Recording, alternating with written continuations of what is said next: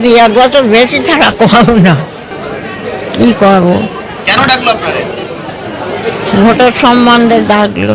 আর Hasnabad BDO অফিসে SIR সংশোধিত voter শুনানি। অসুস্থ শরীরেও হাজির 90 ঊর্ধ্ব বৃদ্ধ বৃদ্ধা। সাধারণ মানুষের পাশে তৃণমূল কংগ্রেস। নির্বাচন কমিশনের নির্দেশে হাসনাবাদ ব্লক বিডিও অফিসে ভোটার তালিকা সংক্রান্ত শুনানির জন্য ভিড় জমালেন শত শত সাধারণ মানুষ। এদিন মোট 3700 জন ভোটারকে শুনানির জন্য ডাকা হয়েছে।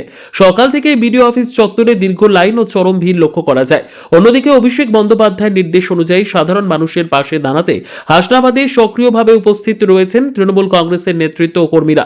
তারা ভোটারদের সমস্যার কথা শুনছেন, প্রয়োজনীয় কাগজপত্র খতিয়ে দেখছেন এবং সমস্যার সমাধানের জন্য সর্বাত্মক চেষ্টা করছেন বলে জানিয়েছেন দলীয় কর্মীরা। শুনানিতে এসে সবচেয়ে উদ্বেগজনক চিত্র ধরা পড়ে প্রবীণ ভোটারদের ক্ষেত্রে। এদিন 90 ঊর্ধ্ব একাধিক বৃদ্ধ বৃদ্ধাকে হিয়ারিং এর জন্য ডাকা হয়।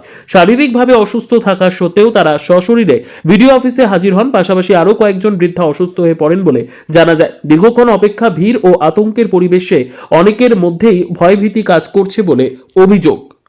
এক বছর বেশি ছাড়া কম না। এখানে ডাকলো, এই কষ্ট করে আসতে হলো, কি বললো? কি করবো?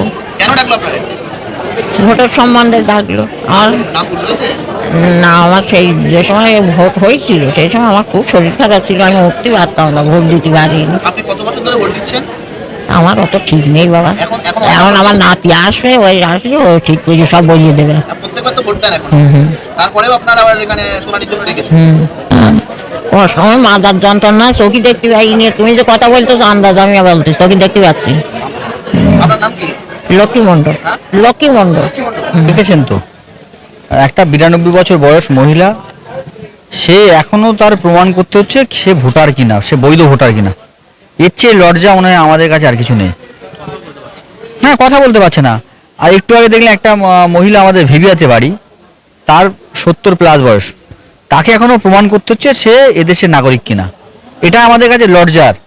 এই নির্বাচন কমিশন বিজেপির কথা মতো, বিজেপির মানে ইন্ধনে বিজেপির কথা মতোই এখানে যেভাবে বলছে সেইভাবেই তারা এসআইআর করার চেষ্টা করছে। কিন্তু আপনি দেখেছেন একটাও বৈধ ভোটার যাতে বাদ না যায়, আমাদের সর্বভারতীয় সাধারণ সম্পাদক অভিষেক বন্দ্যোপাধ্যায়ের নির্দেশে আমরা এখানে এসেছি, একটাও বৈধ ভোটার যাতে বাদ না যায়। আপনারা দেখেছেন বাঙালিকে শুধুমাত্র হ্যারাসমেন্ট করার জন্য এই প্রকল্প, আর কিচ্ছু না। আমি দায়িত্ব নিয়ে বলতে পারি, আপনারা দেখবেন এখানে সবাই কিন্তু ম্যাক্সিমাম বৈধ ভোটার, 99% বৈধ ভোটার। 1% অনেক হতে পারে যে যারা এলাকায় ছিল না, তাদের ভোটার লিস্টে নাম নেই, এরকম হতে পারে। অনেকে কাজের সূত্রে বাইরে যায়, বিদেশে কাজ করে, সেই সময় তাদের তো ভোটার হতে পারে। তাছাড়া ম্যাক্সিমাম কিন্তু দেখেছেন এখানে সবই বৈধ ভোটার, সব কাগজপত্র দেখাচ্ছে। কিন্তু আমাদের সঙ্গে খারাপ, এই আপনি দেখছেন এই পাশে একজন যাচ্ছে, দেখেছেন 80, 85, 90 বছরের মহিলা, বৃদ্ধ, এরা এসে এদের প্রমাণ দিতে হচ্ছে এখনো পর্যন্ত আমরা ভারতীয় নাগরিক কিনা, আমরা ভোটার, বৈধ ভোটার কিনা। তাদের পাশে তো আপনারা অবশ্যই আমরা তাদেরকে দিয়ে তাদের কাগজপত্র দেখিয়ে, আমরা যারা আমাদের যারা অফিসাররা আছে তাদের কাছে দেখাচ্ছি যে কাগজপত্র ঠিকঠাক আছে কিনা। তাদের প্রবলেম হলে আমরা সেই কাগজগুলো রেক্টিফিকেশন যাতে করা যায় সেগুলো দেখছি আমরা। এগুলো আমাদের কাজ। হ্যাঁ, আতঙ্ক তো হওয়া স্বাভাবিক ব্যাপার। আপনি বলেন একটা মানুষ 70 বছর ধরে তার অধিকার প্রয়োগ করেছে, তাদের ভোটেই আজকে কিন্তু প্রধানমন্ত্রী হয়েছে।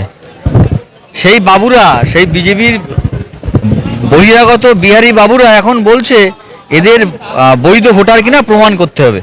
কারণ এদের উদ্দেশ্য কোনো ব্যাপার না, এদের একটাই উদ্দেশ্য, বাঙালিকে কিভাবে হ্যারাসমেন্ট করা যায়, এর মূল উদ্দেশ্য এটাই। তৃণমূল কংগ্রেস সাধারণ মানুষের পাশে। অবশ্যই তৃণমূল কংগ্রেসের সৈনিকরা সারা বছর মানুষের সঙ্গে, মানুষের পাশে থাকে।